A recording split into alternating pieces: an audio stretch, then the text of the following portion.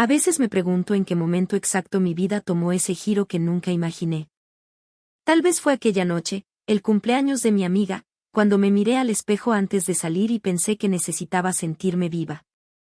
Tenía 30 años, trabajaba mucho, casi no tenía tiempo para mí y aquella celebración era una pequeña excusa para escapar de la rutina. Elegí una falda corta, algo más atrevida de lo que solía usar. Recuerdo que dudé un instante, pero hacía tanto que no me sentía bonita que decidí arriesgarme. Caminé por las calles iluminadas de Seúl sintiendo el aire frío en las piernas y una mezcla rara de nervios y emoción. La fiesta estaba llena de gente conocida y desconocida. Música alta, risas, olor a comida recién hecha. Yo intentaba integrarme, aunque en el fondo solo quería disfrutar sin pensar demasiado. Fue entonces cuando lo vi.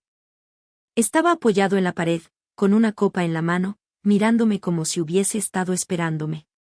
Algo en su mirada me atrapó, quizá porque necesitaba que alguien me viera de verdad.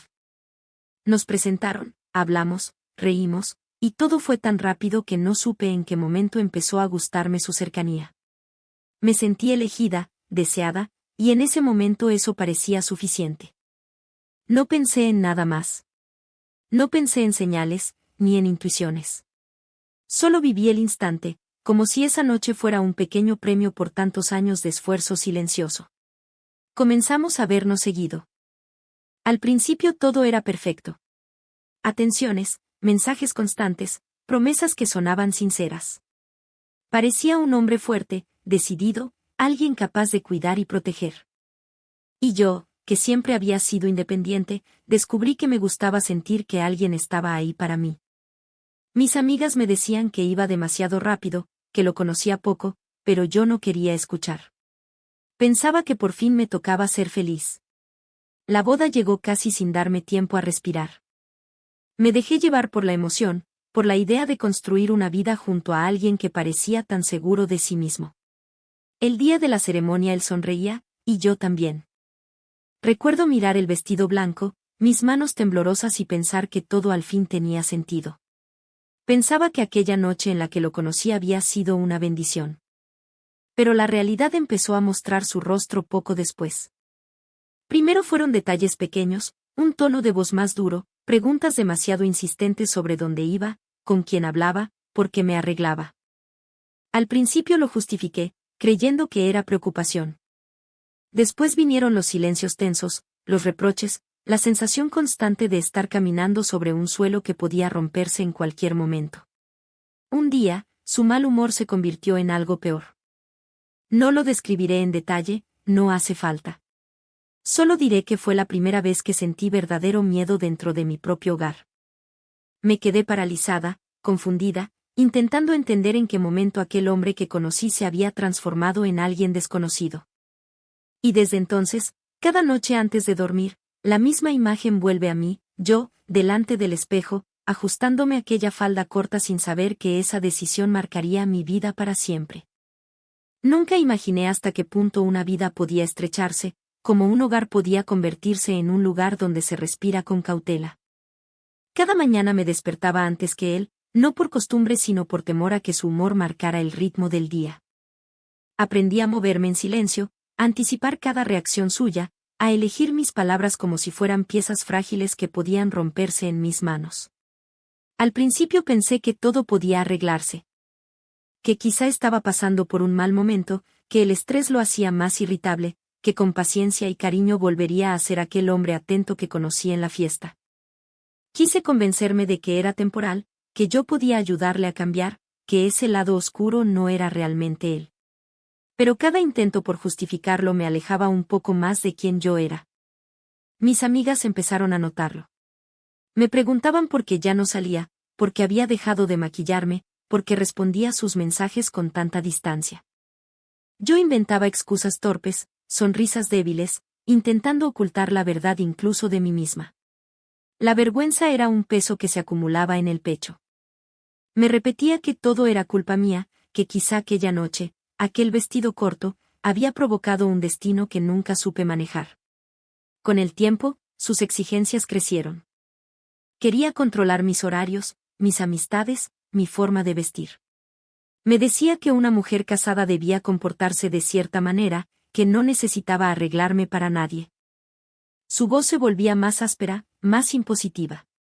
Y yo, poco a poco, me fui reduciendo, como si mi existencia tuviera que caber dentro de un molde que no me pertenecía. Recuerdo una tarde en particular. Estaba lloviendo y yo miraba por la ventana, pensando en mi vida antes de conocerlo. Pensaba en lo libre que me sentía cuando salía con mis amigas, en las risas, en los planes espontáneos, en mi capacidad de decidir sin miedo. Entonces escuché sus pasos detrás de mí. Un ruido simple, cotidiano, que sin embargo me erizó la piel. No había hecho nada malo, pero el miedo ya se había instalado tan profundo que cualquier movimiento suyo me paralizaba. Aquella tarde entendí que no era normal sentir terror en tu propia casa. Que no era amor justificar heridas emocionales, ni aceptar un trato que te rompe poco a poco. Pero saberlo no significa tener la fuerza para actuar. Durante semanas pensé en irme, pero algo dentro de mí estaba demasiado debilitado. No tenía a quien contárselo sin sentir vergüenza.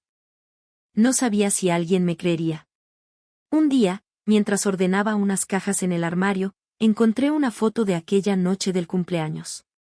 Yo sonreía con fuerza, con una luz que ya no reconocía. Sostenía un vaso en la mano, la falda corta brillaba bajo las luces de la casa de mi amiga, y mis ojos tenían una vida que ahora parecía lejana. Me quedé mirándola largo rato, sintiendo un nudo en la garganta. Fue en ese momento cuando comprendí que debía recuperar a esa mujer. No sabía cómo, ni cuándo, ni con qué valentía. Pero entendí que si no hacía algo, mi historia terminaría apagándose del todo. Y por primera vez en mucho tiempo, sentí un pequeño impulso dentro de mí, una chispa. El día en que todo cambió no empezó de manera especial. Era una mañana común, con el aroma del té que yo preparaba siempre antes de que él despertara. Pero algo dentro de mí estaba distinto, como si la noche anterior hubiese dejado un mensaje silencioso que yo aún no había terminado de descifrar. Me miré en el espejo un momento más largo de lo habitual. No reconocía del todo a la mujer frente a mí, pero tampoco era la sombra en la que él quería convertirme. Había un resto de fuerza, escondido, casi olvidado, que empezaba a abrirse paso. Tomé una decisión sin dramatismos, sin lágrimas. Solo entendí que debía irme para poder volver a vivir. Preparé una pequeña mochila con lo esencial, evitando hacer ruido. Cada movimiento me hacía temblar las manos, pero no retrocedí. Mientras guardaba lo último, escuché que él se movía en la habitación. Mi corazón golpeó fuerte, pero ya no dejé que el miedo me paralizara. Cuando salió al pasillo y me vio con la mochila, su rostro cambió. Esperé la tormenta, el tono duro, la mirada que tantas veces me hizo romperme por dentro. Pero esta vez no retrocedí.